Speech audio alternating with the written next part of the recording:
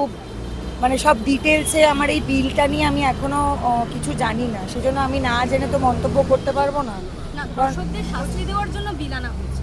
হ্যাঁ, মেয়েদেরকে সুরক্ষা দেওয়ার জন্য ধর্ষকদের শাস্তি দেওয়ার জন্য বিল নিয়ে আসা হয়েছে। এই বিলটা নিয়ে কি বলবেন? আজকে তো বিল বিধানসভায় পাশ হয়েছে, রাত্রির সাথী অ্যাপ আনা হয়েছে। যদি আমি আরজি করের ঘটনাটাই ধরি, সেখানে তো একজন মানুষ তো ইনভলভড নয় বা একজন অমানুষ তো ইনভলভড নয়, এটা তো পরিকল্পিত। পরিকল্পিত নির্মমতার পেছনে তো একাধিক মানুষ জড়িত, যারা যারা রেপ আর মার্ডার করেছে তারা, যারা এটা প্ল্যান করেছে তারা, যারা এটার সমস্ত কিছু প্রমাণ লোপাট করেছে তারা।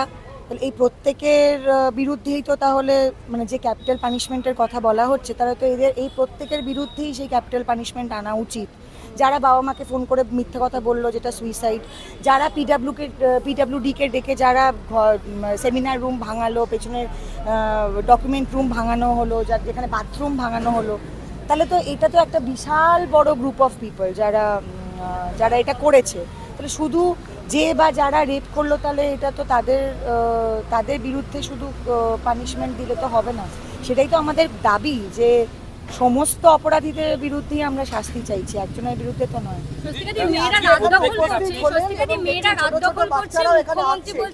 কোন প্রশ্নটা আমি শুনবো বলো?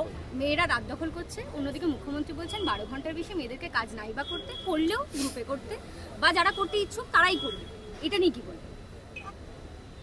না, এটা তো মেয়েদের আমি বলবো যে একটা কোথাও কর্নার অফ করে দেওয়া হচ্ছে।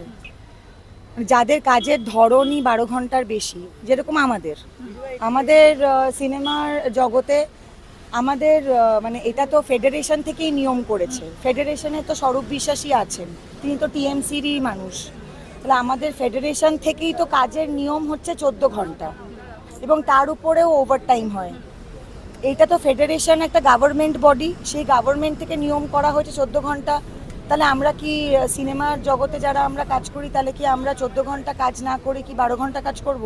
কারণ টেলিভিশনের সমস্ত আর্টিস্টরা কিন্তু 14 ঘন্টা কাজ করে, আর সিনেমার ক্ষেত্রে তো কোনো ঘন্টারই কোনো বালাই নেই। আমরা তো 20 ঘন্টাও শুটিং করেছি, 22 ঘন্টাও শুটিং করেছি। কর্মক্ষেত্রে লিঙ্গ বৈষম্য সরকারের তরফ থেকে শুনতে হচ্ছে না তো আমার প্রশ্ন একটাই যে ফেডারেশন একটা গভর্নমেন্ট বডি, তারা যদি এই নিয়মটা করে থাকে যে আর্টিস্টরা 14 ঘন্টা কাজ করবে এবং সেটা জেন্ডার নির্বিশেষে, তাহলে মেয়েরা তাহলে 12 ঘন্টা হলে ফ্লোর থেকে তাহলে বেরিয়ে যাবে। কারণ আমাদের রাজ্যের সর্বোচ্চ উপরের স্থানে যিনি আছেন, উনি যদি এটা বলেন যে 12 ঘন্টার পরে কাজ করবে না, তাহলে তো আমরা কেউই আর 12 ঘন্টার পরে কাজ করবো না। মানে তাহলে তো প্রোডাকশন ডিপার্টমেন্ট, প্রডিউসার, তারা কেউ তো আমাদেরকে আর চাপ দিতে পারবে না যে এই সময় কাজ করো।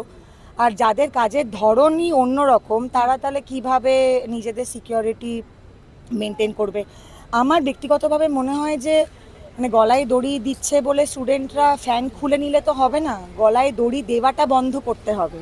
মানে গলায় দড়ি দেওয়ার কারণগুলোকে মানে একদম উপড়ে ফেলতে হবে। তো সেইটার জন্য সরকার কি করছে? এই ঘটনার কথা হচ্ছে, কাজ কেন আমরা তো এমনিও বেরোতে পারি, সেটা নিয়ে কথাই হচ্ছে না। না এবার হ্যাঁ, তো আমি এই জন্যই বললাম যে আমি ঠিক দীর্ঘভাবে আমি মানে আজকের ওই বিলটা কি হয়েছে না হয়েছে আমি খুব ডিটেলসে আমি জানি না, কারণ আমি লালবাজারেও ছিলাম, তারপরে আমি ন্যাশনাল মেডিকেল কলেজেও একটা কনভেনশনে গেছিলাম, তারপরে এখানে চলে এসেছি, সেই জন্য আমি ঠিক করে ডিটেলে বুঝতে পারিনি। এবার সেটাই হচ্ছে কথা যে 12 ঘন্টার পরে কি তাহলে আমরা বাড়ি থেকে বেরোবো না? বা কোন 12 ঘন্টা? এটা কি সকাল 6টা থেকে 6টা, নাকি সকাল 10টা থেকে রাত্রির 10টা, না দুপুর 2টো থেকে রাত্রির 2টো? মানে আমার তো নেমন্তন্ন বাড়ি থাকতে পারে, আমার শরীর খারাপ হতে পারে। আর আমি যদি নিজের কথাই বলি, আমি তো একা মানুষ, আমি আর আমার বাড়িতে আমার কাজের মাসি থাকি। আর আমার সেরকম একটা মস্ত লোকবল নেই, আমি বাউন্সার নিয়ে রাস্তায় ঘুরি না, আমি সিকিউরিটি নিয়েও রাস্তায় ঘুরি না। তো আমার যদি রাত্রিবেলা কোনো শরীর খারাপ করে, আমাকে যদি বেরোতে হয় একা, তাহলে আমি কিভাবে আমার সিকিউরিটিটা আমাকে সরকার বা আমার রাজ্য কিভাবে প্রোভাইড করবে? আর আমার মতন তো এরকম হাজারটা মেয়ে আছে যারা হয়তো রাত্রিরে তাদের বেরোলো বা কোথাও গেল, সেখানে রাত্রির হয়ে গেল, যেরকম আজকেই। না আমরা তো এখানে শ্যামবাজারের মোড়ে এখন জমায়েত হয়েছে, তখন 10:30 বাজে, কারণ আমরা তো জানি না কে কখন আমরা বাড়ি ফিরবো, আমি তো গাড়িও নেই।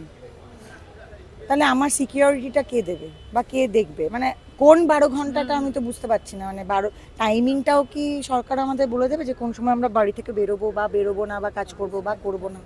সুস্মিতাদি, আরও একখানা জিনিস, এই ঘটনাটার পরেই একজন তৃণমূল নেতা তার প্রকাশ্য সভা থেকে বলেছে যে যদি আপনাদের মা বোনেদের ছবি বিকৃত করে দেওয়ালে লাগিয়ে দিয়ে দিই কেমন লাগলো। যেখানে আমরা মেয়েদের ওপর নির্যাতন নিয়েই কথা বলছি, সেখানে একজনের ধমকি হলো এটা।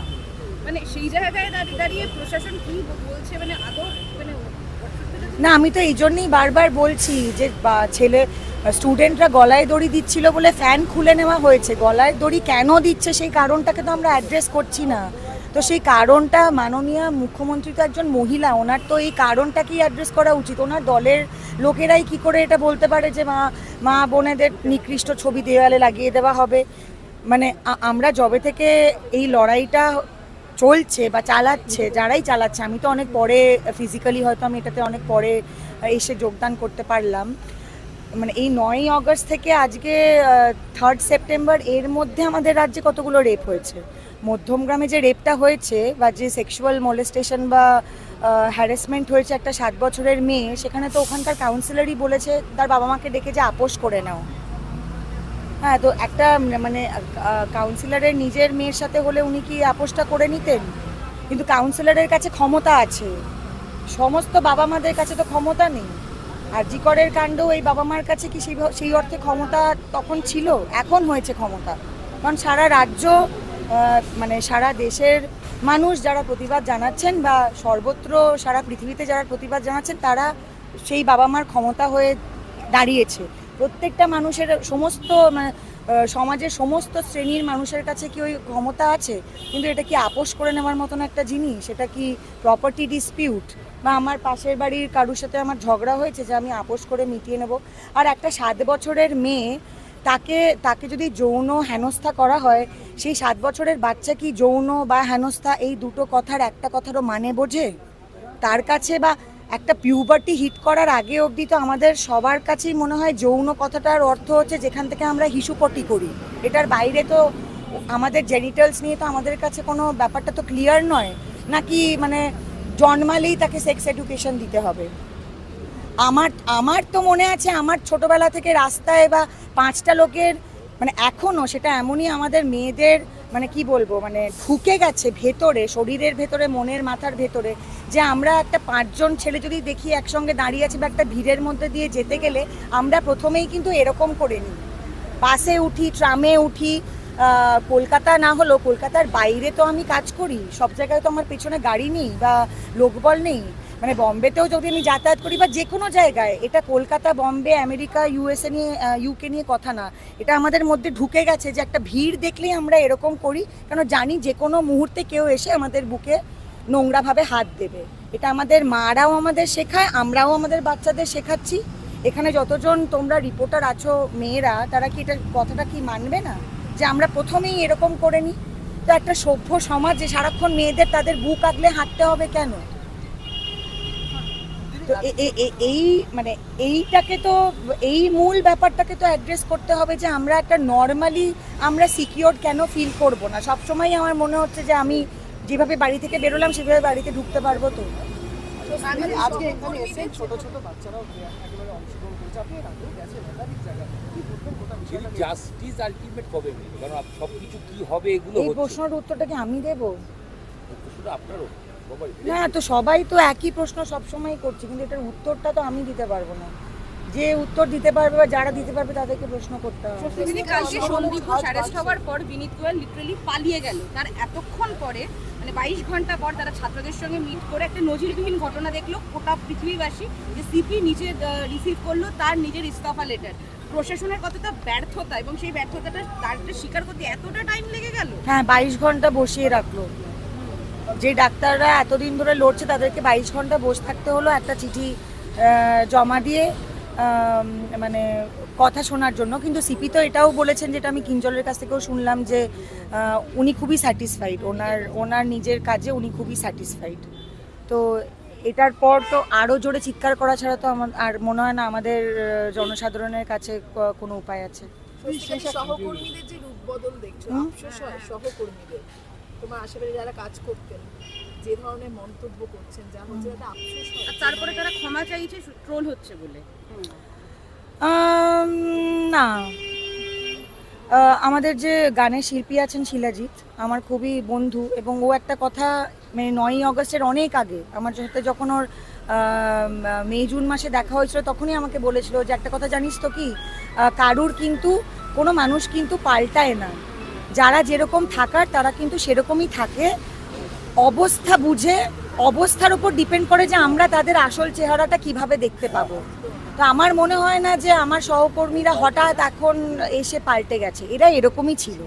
আর কাঞ্চনের সম্বন্ধে আমি একটা কথাই বলবো যে ওর যে অপোলজি ভিডিওটা যেটা ও শুরু করেছেই বলতে যে আমি একটা কথা বলেছি, আমার অনেক সমালোচনা হয়েছে, আমি অনেক ট্রোলড হয়েছি, তার জন্য আমি ক্ষমা চাইছি। সমালোচনা ট্রোল না হলে কি ক্ষমা চাইতো না? ক্ষমাটা তো ভেতর থেকে আসার কথা। আমাকে কেউ ফোন করে বলবে তুই ভুল করেছিস, ক্ষমা চা, তারপরে আমি চাইবো, বা আমাকে সারা সোশ্যাল মিডিয়া জুড়ে আমাকে লোকে গালাগাল দেবে, তারপরে আমি ক্ষমা চাইবো। মানে কতবার আর লোকে একটা কথা ইরেসপন্সিবলি বলে দিচ্ছে, এবং সেই কথাগুলো খুব লাইট ক্যাজুয়াল কথা না, এগুলো নির্মম কথা, যেগুলো মানুষের পক্ষে এই সময় দাঁড়িয়ে বলা যায় না। তারপরে আবার ড্যামেজ কন্ট্রোলের জন্য আরও ভুল কথা বলছে। আর আমার মনে হয় যে এদের নিয়ে কথা বলে সময় নষ্ট করার মতন সময় আমাদের কারোর কাছে নেই, আমাদের মেন জিনিসে ফোকাস করা উচিত।